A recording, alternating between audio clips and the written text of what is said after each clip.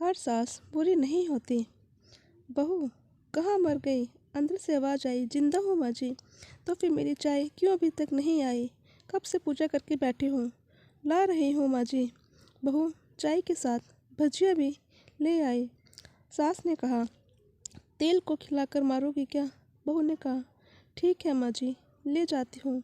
सास ने कहा, रहने दे, अब बना दिया है तो खा लेती हूँ। सास ने भजिया उठाई और कहा, कितनी गंदी भजिया बनाई है तुमने। बहू, माँ जी मुझे कपड़े धोने हैं, मैं जाती हूँ। बहू दरवाजे के पास छिपकर खड़ी हो गई।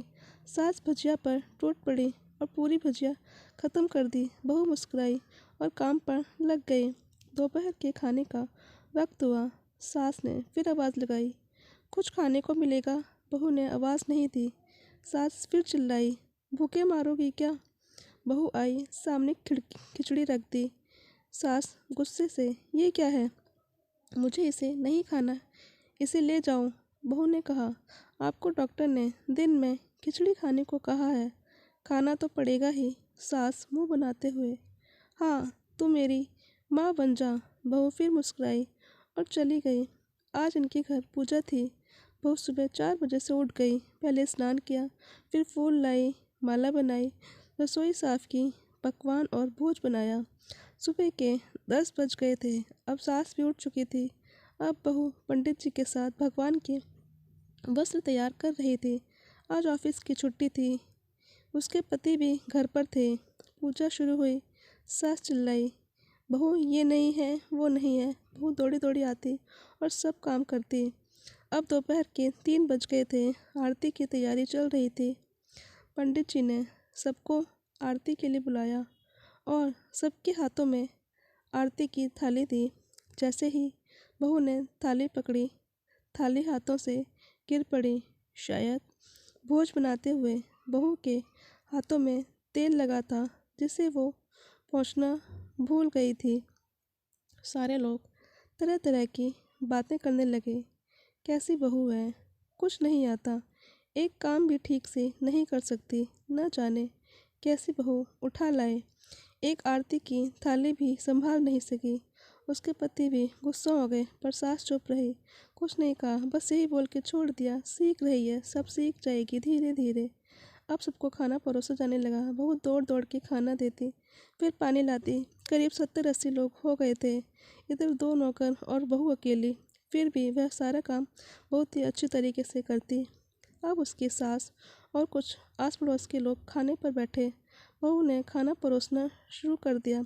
सबको खाना दे दिया गया। जैसे ही पहला निवाला सास ने खाया, तुमने नमक ठीक नहीं डाला क्या?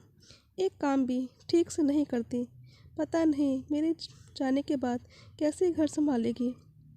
आस पड़ोस वालों को तो जानते ही हो ना साहब, बस बहाना ढूंढते हैं नुक्स निकालने का। फिर वो भी शुरू हो गए, ऐसा खाना है, ऐसी बहू है, ये वो वगैरह वगैरह।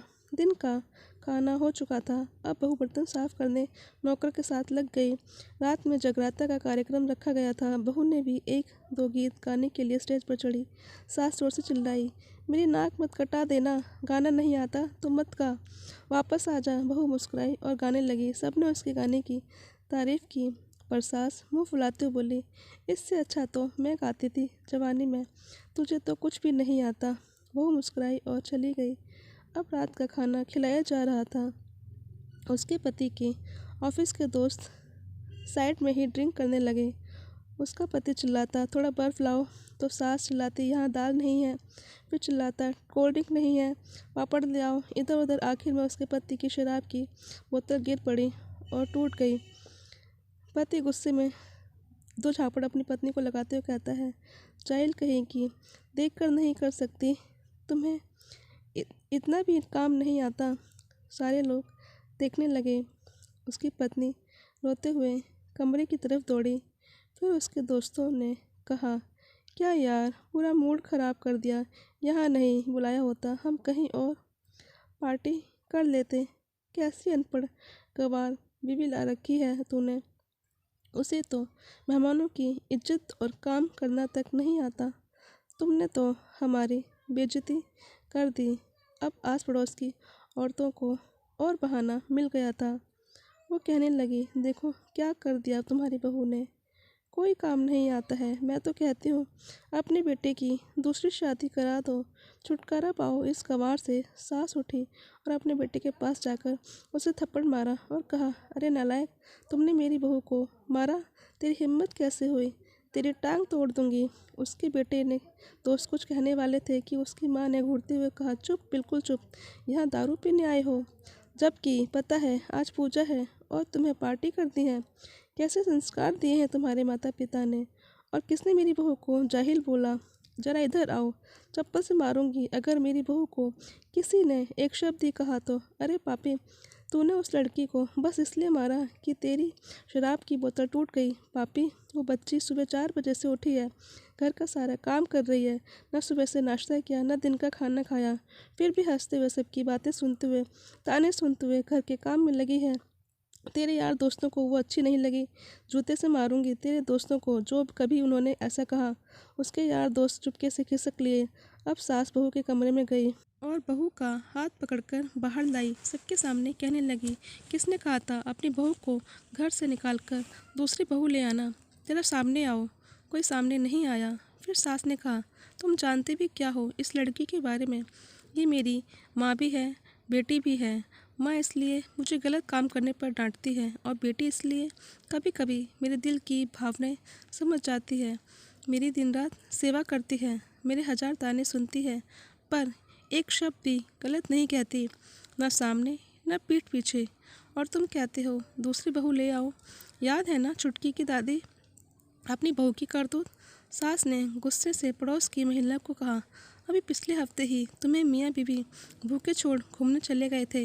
मेरी इस बहू ने ही 7 दिनों तक तुम्हारे घर पर खाना पानी, यहाँ तक कि तुम्हारे पैर दबाने जाते थे, और तुम इसे जाहिल बोलती हो।